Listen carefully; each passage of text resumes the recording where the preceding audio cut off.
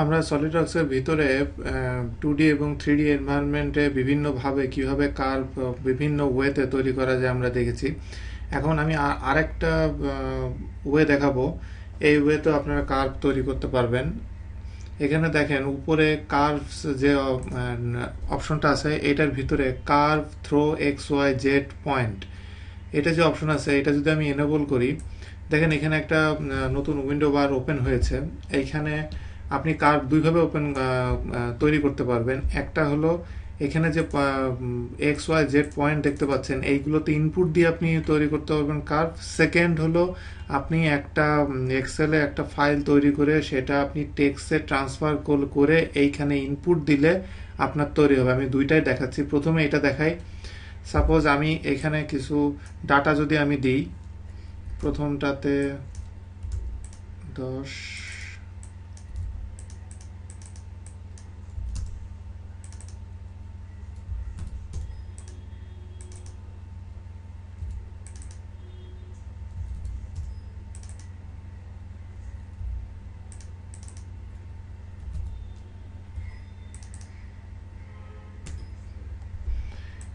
এখানে দেখেন আমি যেই তিনটা পয়েন্ট নিয়েছে, এই কার্ভটা তৈরি হয়েছে এই তিনটা পয়েন্ট নিয়ে। XYZ আমি ভ্যালু বসিয়ে দিলে প্রত্যেকটা, এখানে একটা পয়েন্ট, এখানে একটা পয়েন্ট, আর এই সেন্টারে একটা পয়েন্ট, এই তিনটা পয়েন্ট নিয়ে সে এই কার্ভটা তৈরি করেছে।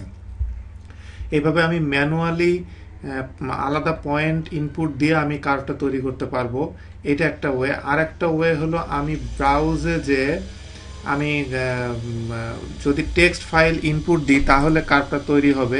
এখানে আরেকটা জিনিস দেখেন, ওইটাতে যাওয়ার আগে আরেকটা কথা বলি। এইখানে কার্ভ ফাইলে আমি যেইগুলো ইনপুট দিয়েছি সেইখানে আমি যদি সেভ অ্যাসে ক্লিক করি, এই কার্ভটা আমি সেভ করতে পারবো সলিডওয়ার্কসে, কিন্তু এটা সেভ হবে হলো .sld CRV হিসেবে এটা সেভ হবে। তো আমি এইভাবে এটা আপনি যেখানে খুশি সেখানে এটা সেভ করে রেখে দিতে পারেন, কারণ এটা আপনি যদি সেভ করে রেখে দেন পরবর্তীতে যেটা হবে সেটা হলো আপনি এই যে ব্রাউজ বাটনে ক্লিক করে আপনি দুই রকম ফাইল আপনি ইনপুট দিতে পারবেন। এখানে একটা হলো SLD CRV, আর একটা হলো TXT ফাইল। তো SLD ফাইল আপনার রেডি থাকলে, আর ধরেন আগে একবার করেছেন, সেটা আপনি আবার নতুন করে ইনপুট দিতে পারবেন। আর TXT ফাইল কিভাবে ইনপুট দিতে হবে সেটা আমি আপনাদেরকে এখন দেখাচ্ছি।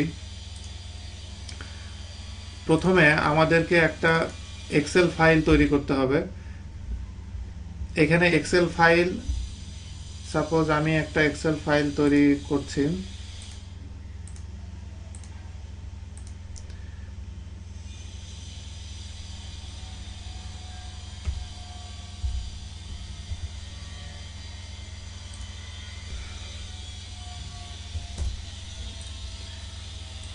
এটা এখানে আমার অলরেডি একটা এক্সেল ফাইল তৈরি করা আছে, এটা আমি আপনাদেরকে বোঝানোর জন্য এটা তৈরি করলাম।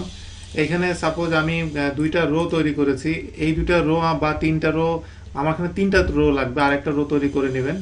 এখানে তিনটা রো তৈরি করার পরে আপনি যেটা করবেন, এই এক্সেল ফাইলটা আপনাকে সেভ করতে হবে।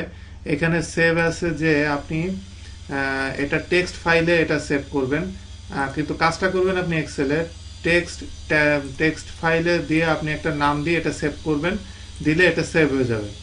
আপনার যখন এটা ফাইলটা আপনি টেক্সট ফাইলে সেভ করা হয়ে যাবে, তখন আপনি সলিডওয়ার্কস এর ভিতরে